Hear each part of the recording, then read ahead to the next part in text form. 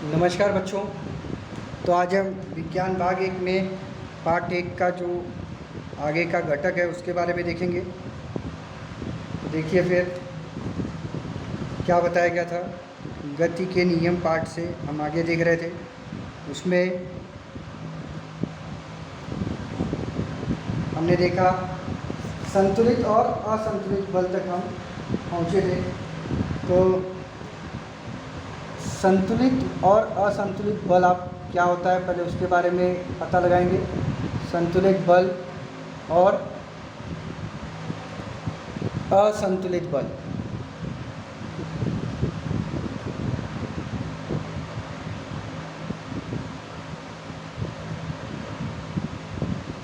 Clear? तो इसमें आपको क्या दिया गया है। अब जैसे आपने असंतुलित और संतुलित बल क्या होगा ये इसके बारे में पहले जानकारी लेते हैं। जैसे आपने रस्सी खींचने का खेल खेला होगा।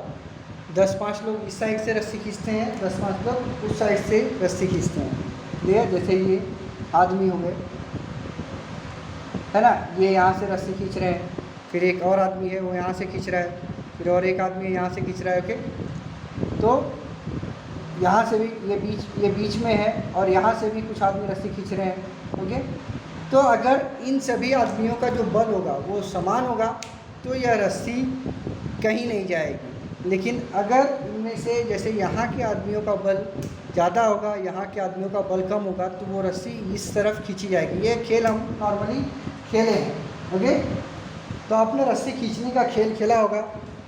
जब तक दोनों ओर प्रयुक्त बल समान होता है तब रस्सी का भाग स्थिर रहता है, और यहाँ दोनों ओर से प्रयुक्त बल समान रहने तथा बल संतुलित रहने के कारण बल प्रयुक्त करने पर रस्सी का मध्यभाग स्थिर रहता है, और जब एक सिरे द्वारा बल प्रयुक्त बढ़ता है तो उस समय असंतुलित बल हो जाता है। जैसे इसका ताकत ज़्यादा है तो ये रस्सी इस साइड खींच लेगा, तो यहाँ पे बल क्या हो जाएगा, असंतुलित हो जाएगा।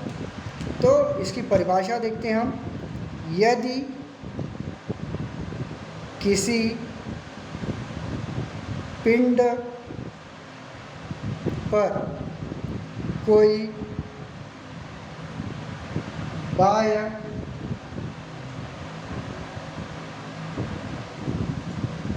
असंतुलित बल कार्यरत नहीं होता तो उसकी विरामावस्था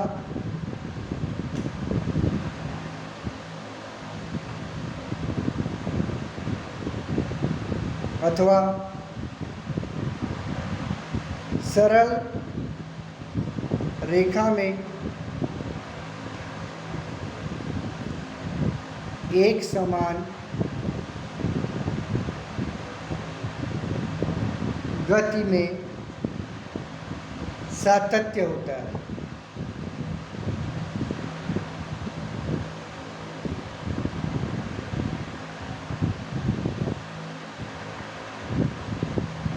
क्लियर? तो देखिए, कोई भी पिंड अगर स्थिर है, जब तक हम उस पर बाह्य कोई बल नहीं, जैसे ये देखिए ये पेन है कि नहीं, अगर इस पर कोई बाह्य बल नहीं लगाया जाएगा तो ये तब तक वैसे ही रहेगा। लेकिन जैसे इस पर बाह्य बल लगाया गया वैसे ये एक अपना स्थान बदल देगा। तो उसी तरीके से लिखा है कि कोई पिंड विरामावस्था अथवा सरल रेखा में एक समान गति की अवस्था में होता है तब उस पर किसी भी प्रकार का बाह्य बल कार्यरत नहीं होता। ऐसा नहीं है। वास्तविक रूप से उस पिंड पर विभिन्न बल कार्यरत होते हैं, परंतु एक दूसरे के निष्फल करने के कारण कुल परिणामी बल क्या हो जाता है, शून्य हो जाता है। न्यूटन के पहले नियम द्वारा जड़त्व का अर्थात पिंड की गति संबंधी अवस्था अपने आप परिवर्तित न होने का स्पष्टीकरण दिया जाता है। इसी प्रकार पिंड की विरामावस्था या पिंड की सरल रेखा एक समान गति में परिवर्तन करने वाले तथा परिवर्तन के लिए उद्यत करने वाले असंतुलित बल का स्पष्टीकरण दिया गया है। क्लियर? तो ये आपको बताया गया है। यह किस में आएगा, न्यूटन का गति संबंधी पहला नियम। ये न्यूटन का गति संबंधी पहला नियम में ये आएगा। क्लियर? संतुलित बल और असंतुलित बल। अब आगे देखेंगे न्यूटन का गति संबंधी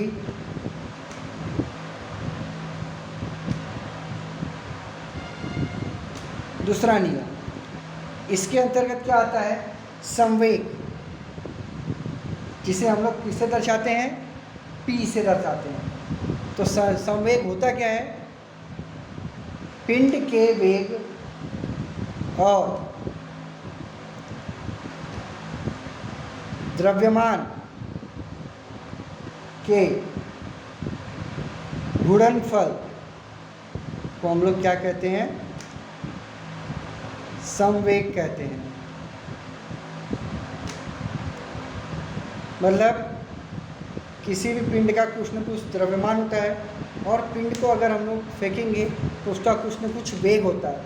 तो उन दोनों का जो गुणनफल होगा उसे हम लोग क्या कहते हैं?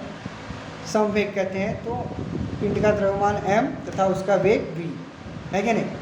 और संवेग क्या है? एक सदिश राशि है। सदिश मतलब इसमें दिशा महत्वपूर्ण है, सदिश राशि है, इसके अंदर दिशा महत्वपूर्ण है। समझ में आया? तो संवेग परिवर्तन की दर प्रयुक्त बल के समानुपाती होती है, अर्थात जितना बल होगा उतना ही संवेग होगा। और संवेग का परिवर्तन बल की दिशा में ही होता है। दिशा में मतलब वह उसी दिशा में उसका परिवर्तन होगा जिस दिशा में बल लग रहा है। क्लियर? तो इतना आपको इसमें बताया गया है। तो आज के लिए इतना ही। धन्यवाद। इसमें आप जो चीज़ अंडरलाइन करनी है वो मैं आपको दिखा दे रहा हूँ। क्या अंडरलाइन करना है? तो देखिए, ये चीज़ अंडरलाइन करनी है, इसको आपको याद करके रखना है। और उसके बाद में ये चीज़ अंडरलाइन करनी है, संवेग। संवेग किसे कहते हैं? तो इसका है परिभाषा, और ये आपको अंडरलाइन करनी है। तो आज के लिए इतना ही। धन्यवाद।